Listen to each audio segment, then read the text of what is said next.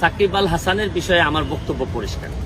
সাকিব আল হাসানের হচ্ছে গিয়ে যে পুরা বাংলাদেশ হচ্ছে গিয়ে শুধু খেলার জন্যই আমরা মেনে নিছি। খেলার বাইরে সাকিব আল হাসানের নাম, দেশপ্রেম, কমিটমেন্ট, এগুলা কোনো কিছুর ব্যাপারে আপনি আর। এদিকে বিজয়ী হওয়ার পরে সাকিব আল হাসানের বিরুদ্ধে বিস্ফোরণ মন্তব্য করেছেন ব্যারিস্টার সুমন, যা বিভিন্ন সামাজিক যোগাযোগ মাধ্যমে ছড়িয়ে পড়েছে। এই নিয়ে চারিদিকে চলছে নানান আলোচনা ও সমালোচনা। ওই ভিডিওতে এমপি সুমন সাকিবকে নিয়ে বলেন, সাকিব আল হাসানকে নিয়ে আমার বক্তব্য পরিষ্কার। তাকে পুরো বাংলাদেশের মানুষ আমরা খেলার জন্য মেনে নিয়েছি।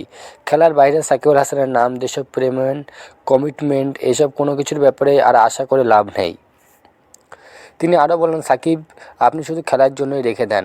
বাংলাদেশের মানুষ মনে করে যে খেলাধুলো একটু ভালো করতে পারলে, হোক না সে অল্প বেয়াদব, হোক না সে প্রতিদিন টাকার পিছনে ঘুরে, এসব কেন জানি না মানুষ মেনে নিয়েছে।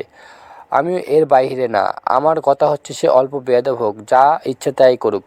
ব্যারিস্টার সুমন বলেন, বাংলাদেশ ছাড়া পৃথিবীর আর কোনো দেশে এমন আছে কিনা আমার জানা নেই।